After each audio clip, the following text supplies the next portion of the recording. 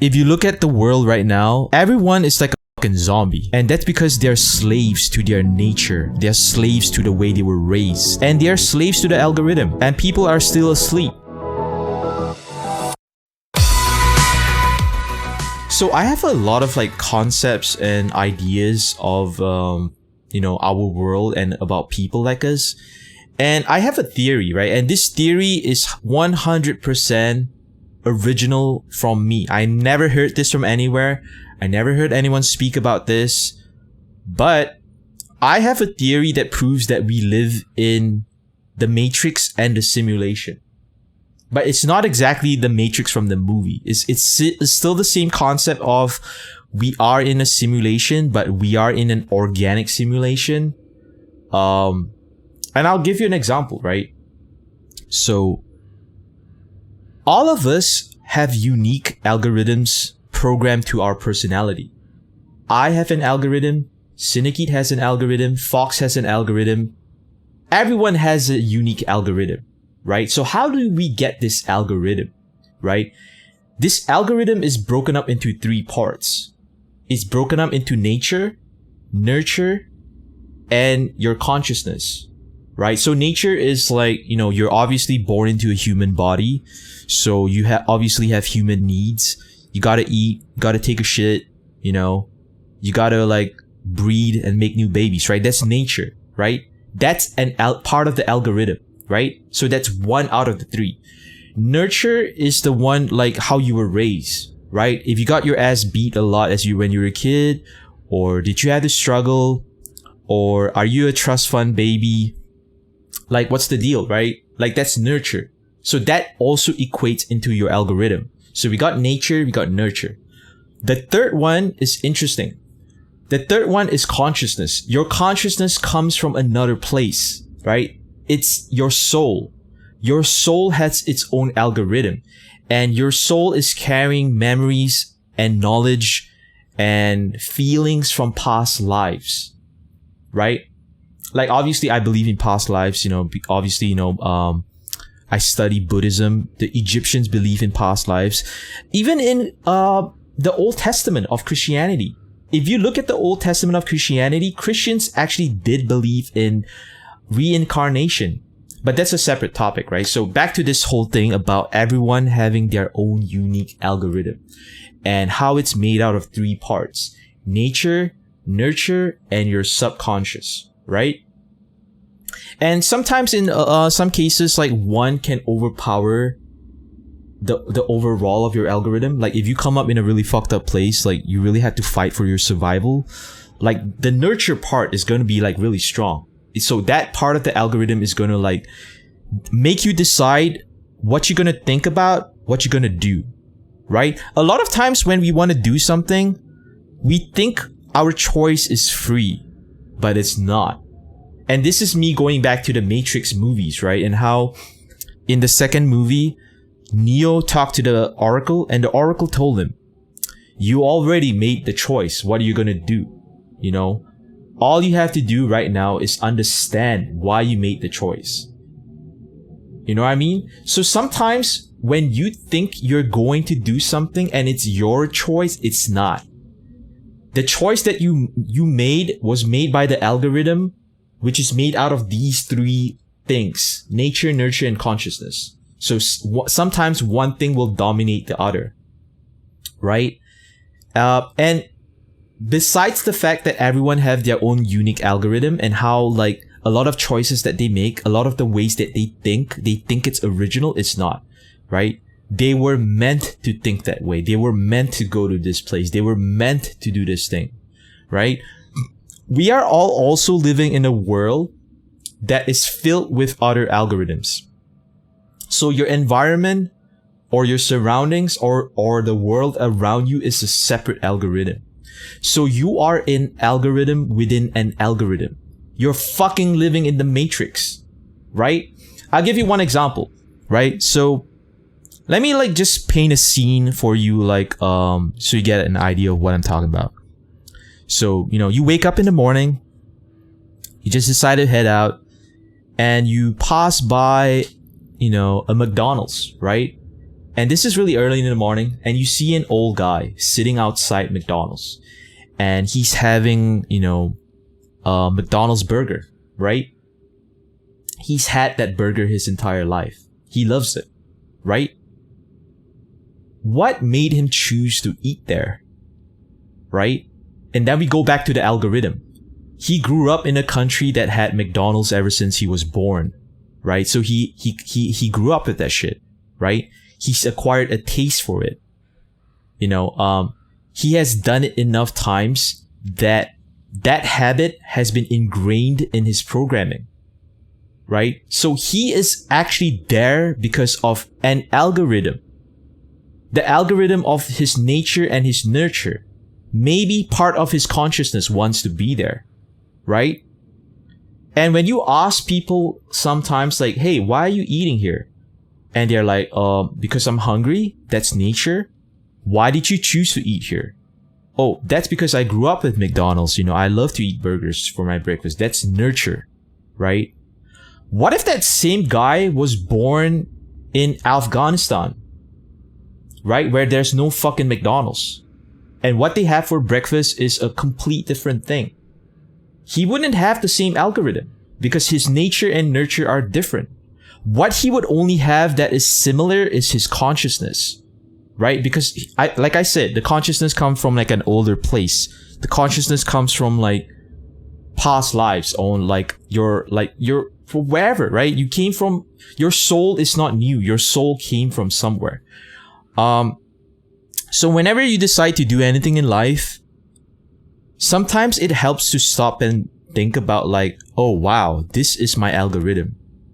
The reason why I have an anger management issue, the reason why I'm addicted to alcohol, the reason why I am, a certain way is because I have an algorithm. And here's the cool part. You can fuck with the algorithm, right? But you want to hear something even like a little tricky about that? It may not be in everyone's algorithm to be able to fuck with the algorithm, if that makes sense. Some people are so stubborn that no matter what you tell them, they can't accept new ideas or they can't think this way because their algorithm doesn't allow them to open their minds, right? Like some people are always going to die poor, broke, and drug addicts. You can't save them because their algorithm is wired in such a way that wants to make them experience that life, even though it's like wretched, it's fucked up, right? So some people are beyond saving because their algorithm is so hardwired.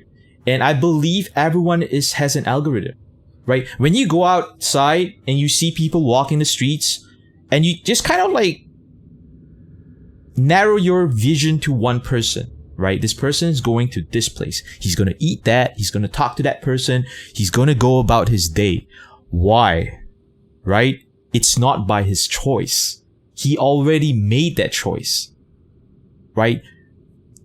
Let me give you another example. Whatever you're going to eat 10 years from now have already been decided. Whatever you're going to wear, whatever you're going to eat, whatever you're going to do, it's already been decided by your algorithm, right? Obviously, your personal algorithm like evolves, but it evolves in a very systematic way, right? So your algorithm evolves with the environment, or it may not evolve. Your algorithm stays the same, the environment changes, and you have to like do the math between the environment's algorithm and your algorithm. And your future is determined. And a lot of people say like, yo, Oates, you're talking a lot of mad shit, man. Like, I have choice. I have free will. Like, I can choose what the fuck I want to do right now. No, you can't. The reason why is because free will and choice is an illusion. Every time you want to decide to do something, let's say you have 5 options. You would always narrow down the best option for you based on your nature and your nurture. Based on what you know.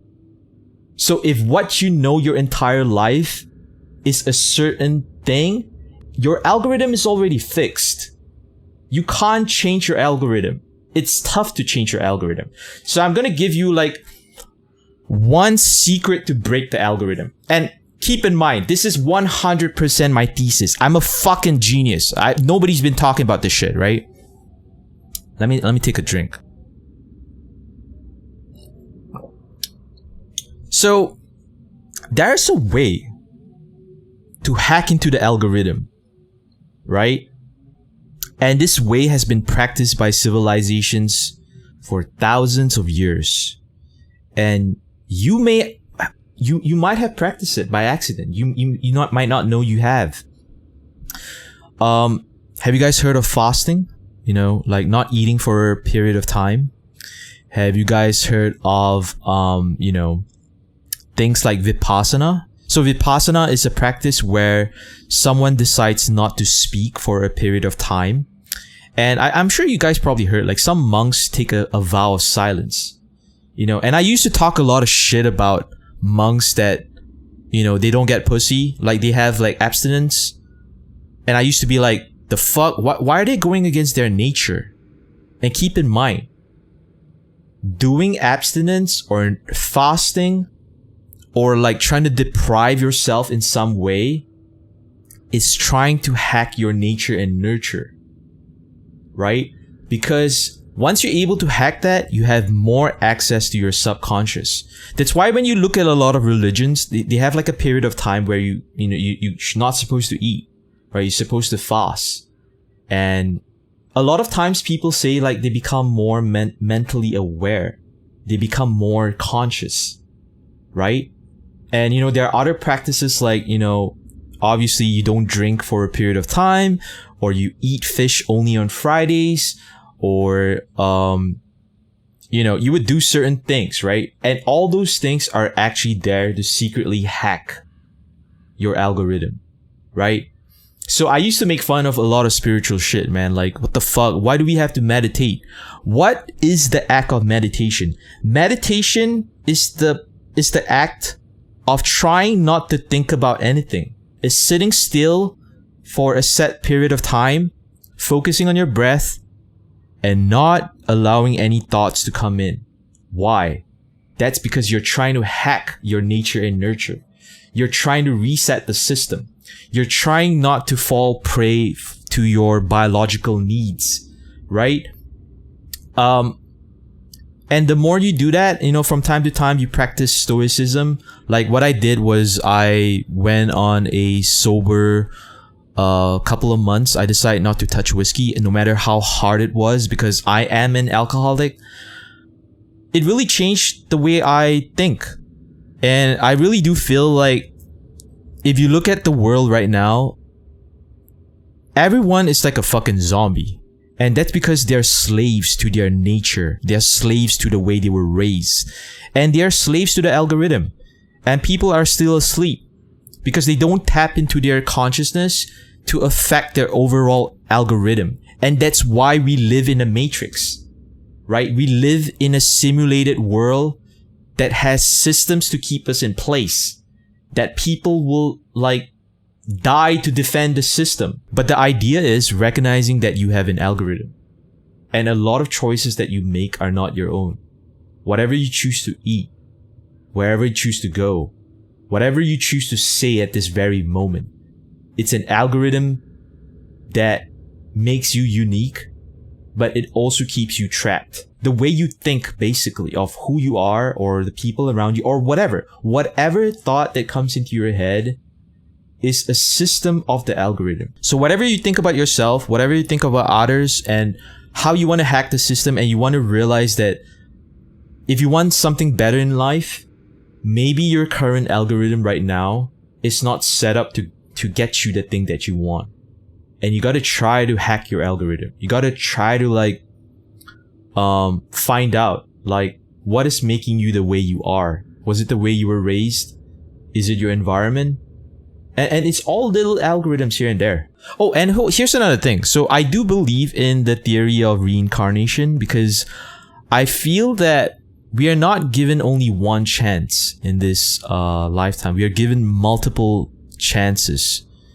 And the reason why we're given multiple chances is because we are reborn onto this earth to experience things, to enlighten us, to awaken us so that we can ascend to another level.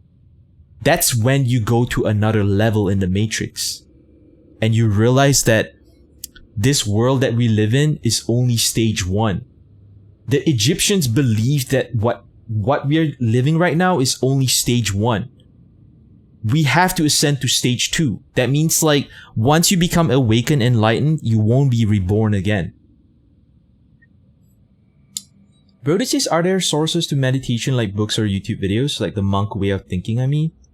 There are a lot, but I would say meditation is like way easier than a lot of people think it is, right?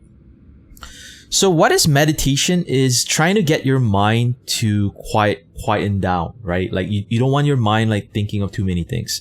And why is that good? Because meditation is the same thing as fasting, but it's fasting for your mind. So let me talk about fasting real quick before I talk about meditation, right? So fasting is really good because when you don't consume any food and all you're doing is drinking water, you're giving your organs time to rest. That is why it's very important that we get our 8 hours of sleep. Because when we are asleep, our organs is repairing itself. We are not consuming any food. We are not doing anything, right? And there's a lot of research that proves that whenever someone fasts, their cells regenerate better, right? What do animals do when they are sick? Animals fast, right? If you have a sick dog or a sick cat, what do they do if they're sick? They don't eat, right? It's like a natural instinct. So meditation is the same thing as fasting, but it's for your mind. If you sit and meditate for 5 minutes, 10 minutes, how long? What you're really doing is you're putting your mind on a fast. You're resetting the way you think. You can think clearer. You can think more concise. It's basically rebooting your system, right? If you have your PC turned on like all day, every day, that shit is going to overheat. You need to like help it unwind. You got to restart your computer. You got to turn off your computer when you're not using it. So turning off your computer is the same as meditation. You're trying to turn off your mind. You're trying to let go. All you're really trying to focus on is the present. So there's a lot of misconception of the meditation being very difficult, but meditation is incredibly easy. The only thing you have to do to meditate is focus on your breath. Right? Because when you focus on your breath, you're giving your monkey mind something to do. Right? Our minds are like monkeys. They can't stay still. But if you give it something to do, as in focus on your breath, in, out, and you can meditate for 2 seconds, 5 seconds, 10 seconds, right? Meditation is easily accessible anywhere, everywhere. You don't have to sit for 10 minutes. You don't have to sit for half an hour. You don't have to sit for that long. You can meditate every day for 10 seconds. Wherever you are, while you're on the train, while you're on the bus, you know, while you're like waiting for someone to like cook your food, you know, while you're at the toilet taking a dump, right? You can meditate. You can just decide like, okay, for 10 seconds or whatever, I'm just going to focus on my breath and allow my mind to reset. Just give it a little reset, right? And trust me, you're gonna like realize your algorithm is gonna be improved. You're gonna be able to see things more consciously. And yeah, so I would say if you want to go deeper into meditation, you want to go into like really, really deep, you can go into YouTube shit. But the simplest way to meditate, like I said, is focus on your breath. Don't think about anything. Let your thoughts flow and just allow your mind to reset. Just focus on nothing. Focus on breathing.